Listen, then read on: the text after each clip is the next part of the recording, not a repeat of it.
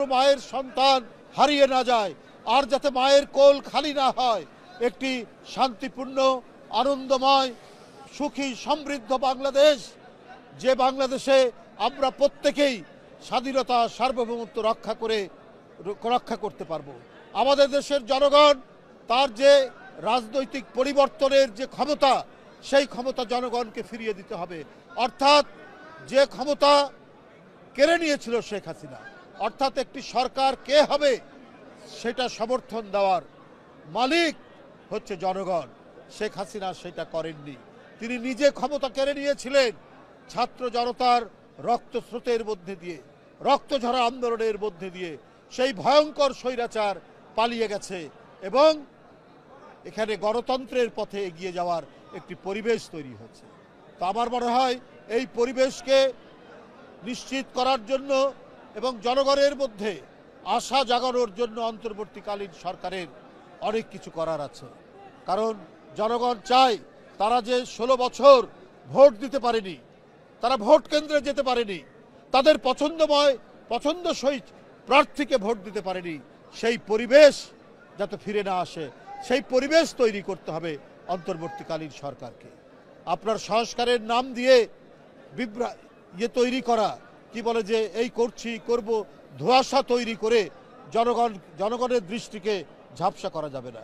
বিএনপির পক্ষ থেকে বারবার বলা হয়েছে সংস্কার আপনারা করুন, কিন্তু কথা হলো সংস্কারের নাম দিয়ে আরও গণতন্ত্রের যে কাজগুলো রয়েছে, গণতন্ত্রকে মজবুত শক্তিশালী করার জন্য। আর সবচেয়ে বড় কথা হচ্ছে যে গণতন্ত্র মানেই হচ্ছে জনগণের শক্তি, জনগণের ক্ষমতা। সেই ক্ষমতা ফিরিয়ে দেওয়ার ব্যবস্থা তো করতে হবে, তার জন্য তারিখ নির্ধারণ করতে হবে। অন্তর্বর্তীকালীন সরকারের প্রথম এবং প্রাথমিক দায়িত্ব হচ্ছে একটি অবাধ সুষ্ঠু নির্বাচন। কে দল গঠন করবে না গঠন করবে সেইটা সেই ব্যক্তি বা সংগঠনের দায়িত্ব, কিন্তু এটা প্রধান উপদেষ্টার দায়িত্ব নয়। প্রধান উপদেষ্টা দীর্ঘ 16 বছরের আন্দোলনের ফলে স্বৈরাচারের পতনের মধ্যে দিয়ে গণতন্ত্রের অঙ্গীকারের যে সরকার, সেই সরকার তো হচ্ছে ডক্টর ইউনূসের সরকার। সুতরাং এখানে প্রত্যেকেই যারা গণতন্ত্রের সপক্ষে, তারা দল গঠন করতে পারে, তারা রাজনৈতিক মতামত দিতে পারে, কিন্তু সরকারের দায়িত্ব হচ্ছে যে প্রত্যেকে যাতে প্রতিযোগিতা করতে পারে, অংশগ্রহণ করতে পারে এবং একটি নির্দিষ্ট সময় এবং দ্রুততর সময়ের মধ্যে অবাধ সুষ্ঠু নির্বাচন নিশ্চিত করতে পারে। সেই অঙ্গীকার, সেই কমিটমেন্টটা তো আপনার দিতে হবে জনগণকে। তা না দিলে পরে জনগণের মধ্যে তো আতঙ্ক তৈরি হবে যে শেখ হাসিনার আবার কোনো প্রেতাত্মার জন্ম নেয় কিনা, এই নিয়ে তো একটা সংশয় দেখা দেবে।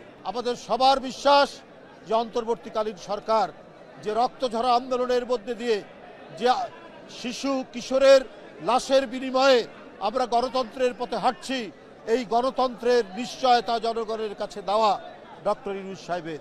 কোনো ধরনের গড়িমসির কারণে আমাদের সেই যাত্রাপথ যাতে বিঘ্নিত না হয়, সেই যাত্রাপথ যাতে কোনোভাবে তার অন্তরায় তৈরি না হয়, সেইটা করতে হবে। আজকে গণতান্ত্রিক সরকার নাই বলেই আজকে ইনভেস্টমেন্ট হচ্ছে না, আজকে বিনিয়োগ হচ্ছে না, বিনিয়োগ করতে কেউ সাহস পাচ্ছে না। কারণ অন্তর্বর্তীকালীন সরকার তো হচ্ছে একটি অন্তর্বর্তীকালীন সরকার, সাময়িক সরকার। তো সুতরাং মানুষ একটা অনিশ্চয়তার মধ্যে আছে, মানুষ একটি ধোঁয়াশার মধ্যে আছে যে কি হয় না হয়। তাই এই অনিশ্চয়তা কাটানোর জন্যও তো আপনার রাজনৈতিক সরকার দরকার। জনগণের ক্ষমতার, জনগণকে ফিরিয়ে দিয়ে জনগণের ইচ্ছার প্রতিফলন সেই সরকারে যাতে ঘটে, সেই পরিবেশ দরকার এবং জনগণের কাছে জবাবদিহিমূলক সরকার ঘটে, সেটা একটি নির্বাচিত সরকারের মধ্যে দিয়ে।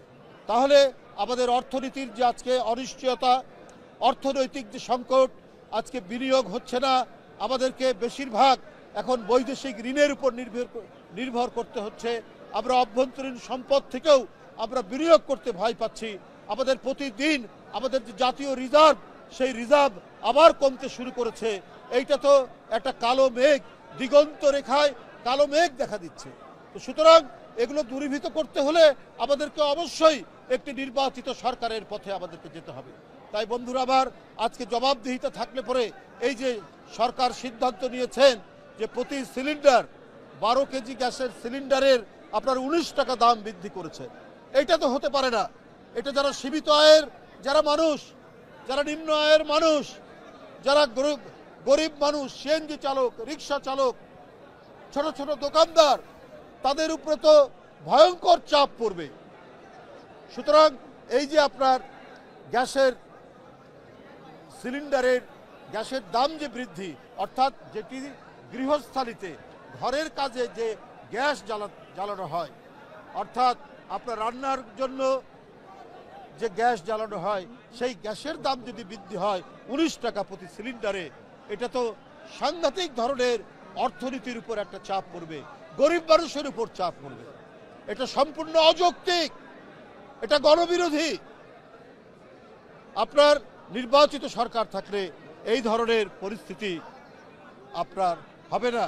আমরা গণতান্ত্রিক রাজনৈতিক দল অন্তর্বর্তীকালীন সরকারকে আমরা সমর্থন দেই, এখনো সমর্থন দেই, কিন্তু আপনার মনে রাখতে হবে আপনাদের সিদ্ধান্ত যেন গণবিরোধী না হয়, এটা গরিব মানুষ মারার কোনো সিদ্ধান্ত না হয়। সীমিত আয়ের মানুষ আরো বেশি নিপীড়িত হবে। এমনিতে প্রতিদিন নিত্য প্রয়োজনীয় জিনিসের দাম বৃদ্ধি পাচ্ছে, চালের দাম কমাতে পারেনি, যেখানে মানুষের মোটামুটি পেট ভরবে তার দাম কমাতে পারেননি, তার উপরে যদি আপনার এই সিলিন্ডারের দাম বৃদ্ধি করেন, সিলিন্ডার গ্যাসের দাম বৃদ্ধি করেন, এটা মরার উপর খাড়ার ঘা।